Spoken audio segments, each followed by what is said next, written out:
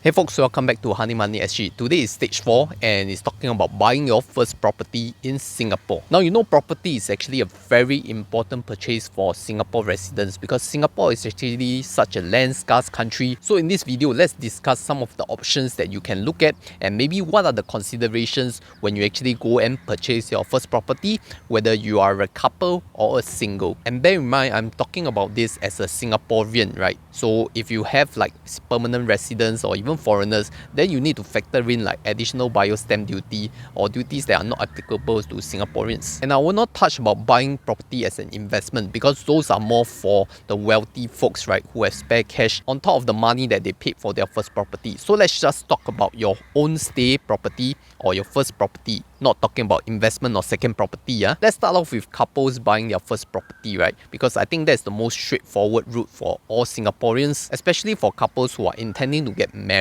And most likely you will consider this option called built to order flats, which is part of the public housing scheme in Singapore. Now, for those who are unfamiliar with built to order, it's called BTO in short. That means you're actually like pre-ordering a flat from the government, and it takes about 4 to 5 years to actually build it from the day that you order. So it's like they need to make sure that this order is fulfilled first before the government actually have plans to start the project. But you know, with this BTO scheme, there is actually many limitations, such as your income cap. For a couple, it cannot be above the 14,000 income monthly cap. So if you and your partner are actually high earners, right, earning above $7,000 per person, and you combine it to be above 14,000, then you will not be eligible for BTO. So what most people usually do is they try to apply for a BTO flat before they even hit the income cap. And most likely in their fresh grad days where their income is really low, right, maybe about 3,000, 4,000 per person, and then they can go and start applying for BTO flats. So with BTO flats, it's actually cheap, it's actually good because it's a brand new flat apartment, right? But it's definitely not fast because between the cheap, good and fast, you can only choose two, right? So BTO will be cheap and good, but not fast. And of course, there are actually several housing grants that you could apply for if you are going for a BTO flat. I'll spare you the details, but you can look it up on HDB's website. And also, I talk about BTO extensively on my channel as well. I even have a full playlist of my BTO projects that I really like to talk about because I like to help young adults really go and look at what are the factors that they should consider when they're applying for the particular BTO project. So you can take a look at this playlist. Now, what happens if you and your partner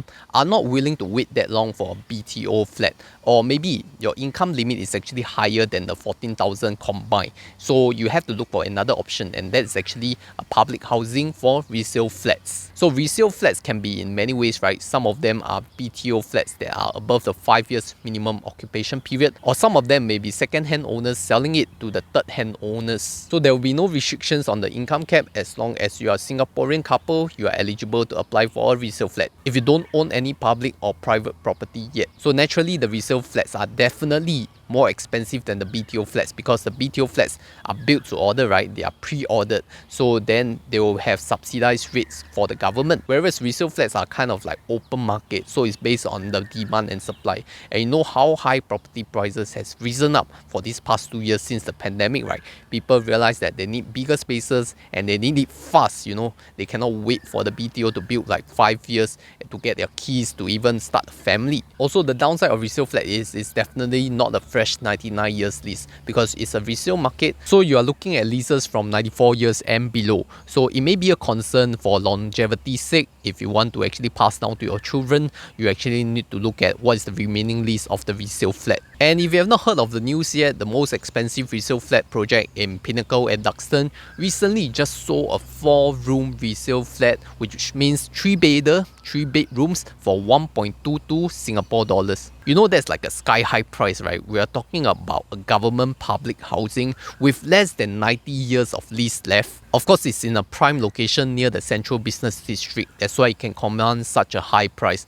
But I don't know how much more records can it break for a resale market. So for resale flats, we are definitely looking at the cheap and fast factor, not really a good factor. Of course, cheap is subjective because it is cheaper than the private housing market, but more expensive than the BTO flat, so it's more of like in the center, and it's definitely fast, right? Because it is already built. You can get your keys within a few months once you have discussed and negotiated the deal with your seller. But good or not is subjective, right? Because I think there are definitely much more renovation need to be done. If you have a certain taste of customization for your renovation, you need to hack it down your previous owner's renovation and do up your own. So that is like increased additional cost for renovation. And good or not is subjective because you won't know what the previous owners did, right? Maybe it was a haunted house or they have loan sharks chasing them. You won't know of this until you have stayed in or you have asked the neighbors living around it. And of course, for resale flats, because it's public housing, there are also resale housing grants available that you can look it up on the HDB's official website. Now, the last kind is actually private housing, and private housing in Singapore can come in two forms: condominiums or landed properties. There are definitely no restrictions on the kind of income because you definitely need a lot of income to be able to afford private properties.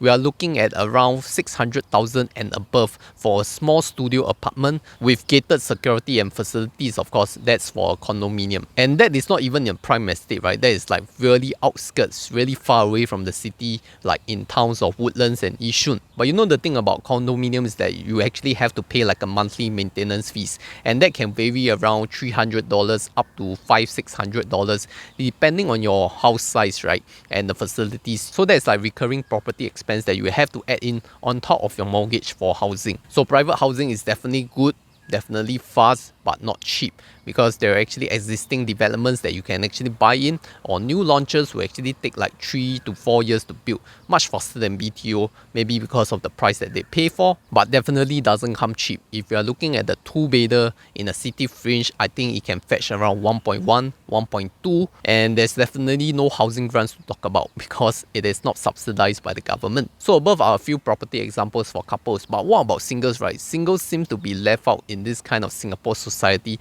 because it is so difficult for singles to purchase flats or even subsidized apartments. They have to go through the private housing route, right? So let's take a look first. You can only buy public housing as a single from age 35 onwards. And why 35, I don't know, is really arbitrary because they maybe felt that if you are above age 35 and you're still not married, you're probably not looking for marriage anyway. And even so, you're only limited to 2-room flats for build to order. I mean, for the brand new flats of 99 years lease, you can only apply for 2-room flats in a non-mature estate, you know. You can't even apply for it in a mature estate like Kallang, like Geylang, all this kind of mature estate. Not only that, I think there's some additional duties if you buy as a single compared to a couple for HDB flat. But for resale flats, there are no such restriction. You can buy any size you want. You can buy 3-room, 4-room and 5-room above the age of 35. And then you can rent out the spare bedrooms, right? Then you can be like a landlord collecting rental for your monthly passive income. And of course, there is an income limit. If you are a single, that is $7,000 for BTO.